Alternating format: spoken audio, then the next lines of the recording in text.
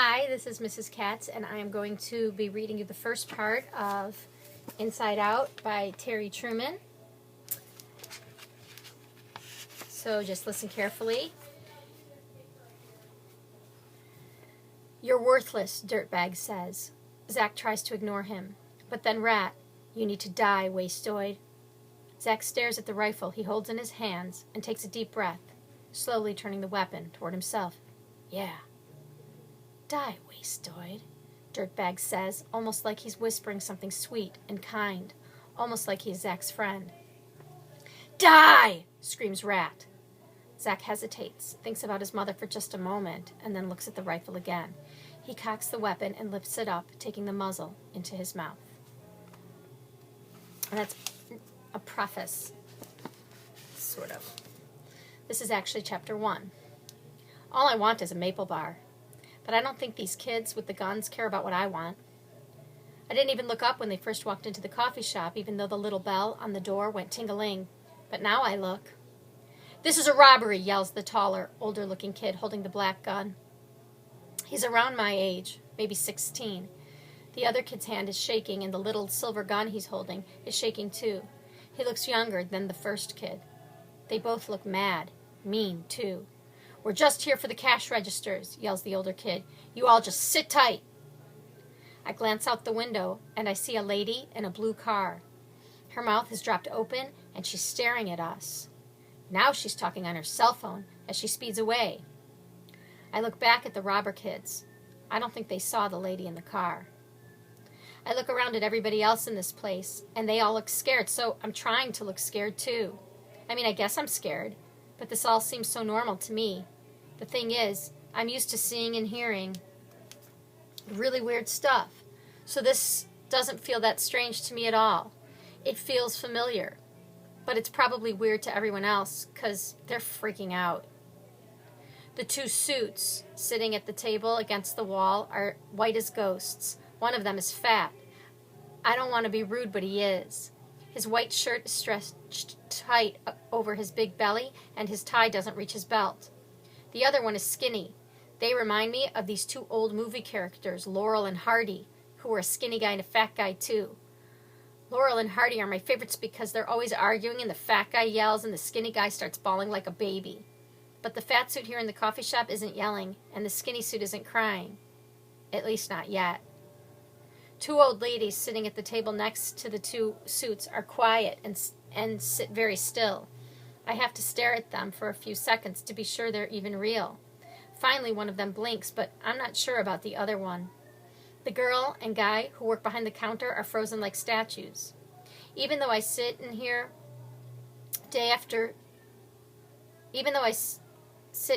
every day after school waiting for my mom, I don't know the guy's or girl's name, and they don't know mine. A lady and her little daughter who were ordering drinks when these kids with the guns busted in are just standing with their faces all squinched up, which is too bad because the lady is pretty and her little girl is cute. They could be in a commercial about pretty moms and daughters. One of the kids with the gun, the older looking one, says nobody's going to get hurt if you just do what we tell you. I say, okay. He seems surprised at the sound of my voice and looks at me real fast, then away again. He says, we don't want to hurt anybody. Good, I say. He looks at me again. You got a problem? He asks. I think he sounds mad. Yes, I say. This surprises him too. Oh yeah, he says. Then he points his gun right at me. What's your problem? I'm sort of surprised that he wants to know. His gun is big and black with a wide hole in the end of the barrel. It's like a tunnel. I answer him as truthfully as I can. I'm sick. That's my problem. I take medicine 2 times every day. Thanks for asking. The younger kid yells, shut up or we'll hurt you. He sounds like kids at school sound just before they do something like knock your lunch tray out of your hands. I think about what the older kids said about not wanting to hurt anybody, so now I'm confused by the younger ones saying they might hurt me. I thought you didn't wanna, I ask. Didn't wanna what? Asks the older kid. Hurt anybody? We don't. He hesitates. So don't make us. Make you? Now I'm really confused. Why would I try to make anybody hurt me? What am I going to do? Say something like, come on, please shoot me a few times? People call me weird. The older kid says, so just shut up and we won't hurt you. Oh, I say. Okay. I think, close one, Zach. You almost screwed up again. Zach, you're a stupid. I ignore this. But while I'm sitting here being quiet, my palms are sweaty and my throat is dry. I need to decide if this situation is real or not. I need to decide that right now. Sometimes I understand what's going on, and other times I don't have a clue. If I don't figure this one out, I could be in trouble. So I look closer at the kids with the guns. They're not much bigger than I am. They're both wearing blue jeans, and the older one is wearing a baseball hat and a black t-shirt. The younger one doesn't have a hat on, and his t-shirt is yellow. Their faces look pretty normal. Noses, eyes, mouths, ears, and hair, and eyebrows. So far, so good. If I were just imagining them, they'd probably be missing some of those parts. So I think that probably I'm not imagining them. I think these are real kids with real guns. After all, it looks like the other people sitting here see them too. Dr. Kurt always tells me to use all my senses when I'm trying to figure out reality. Like, if I'm hearing too much stuff and my ears are being used up, then I need to use my eyes and nose, my sense of taste and touch, to figure if things are real or not. But sometimes I can't trust any of my other senses either. The thing is, I am not normal. I'm not, and I can't help it. I get massively confused. I've got two psycho killer enemies named Dirtbag and Rat after me. My body most of the time feels like a foreign country. Like I told the kid with the big black gun, I'm sick. Hey, Zach. Think. Shrink. And then, of course, there's that crap. I mutter back, up yours! The younger kid points his gun right at me and says, I thought we told you to shut up! Yeah, you did. Really, honestly, you did tell me that, I say. You said shut up and no one will get hurt. I'm surprised he forgot. So, why are you still talking, he demands.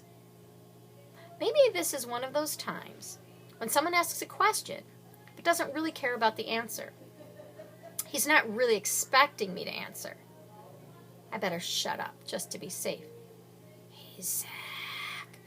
Wing, wong, long God. This bounces around from one side of the room to the other. I know that no one else can hear this. No one else ever does.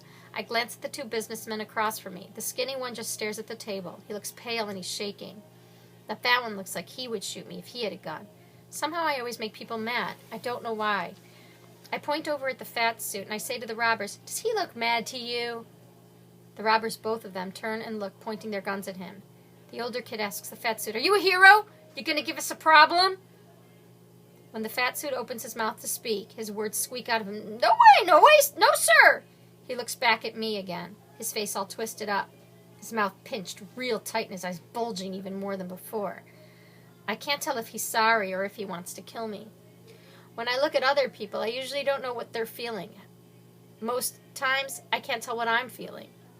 How am I supposed to know what's happening with anybody else? It sure would be good to know, though, especially right now. The older kid turns back to me. Just try to shut up, okay? He says. Then he adds, actually sounding kind of nice, loud enough for everybody to hear him, we'll be done here in just a second, then you can all go home. When he says this, I glance at my watch, and I know that won't work for me. I say, my mom won't be here till 3:30. I look at my watch again. It's only 3:12. I have to wait for her. The older kid says, okay, I say. I can't leave until she comes to pick me up. He lifts his gun a little in his hand and says, yeah, okay, that's fine. You can stay here until 3:30 and wait for her. I say, yeah, I gotta wait here.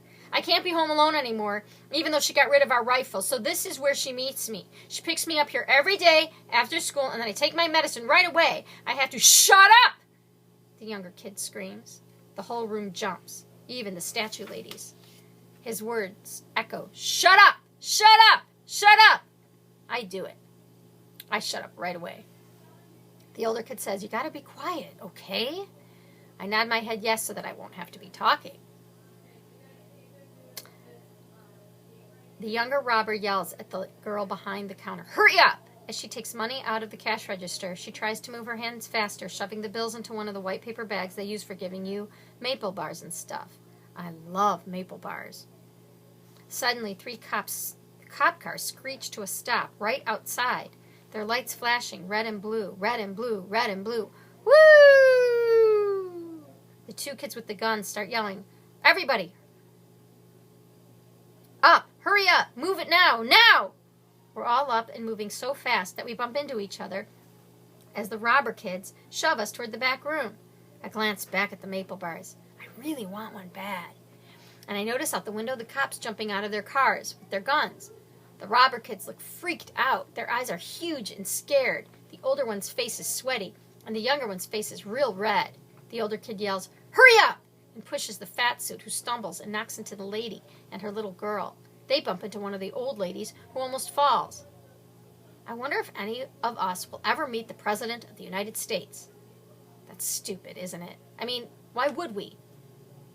I trip as the younger robber shoves me hard into my back. I bump into the skinny suit.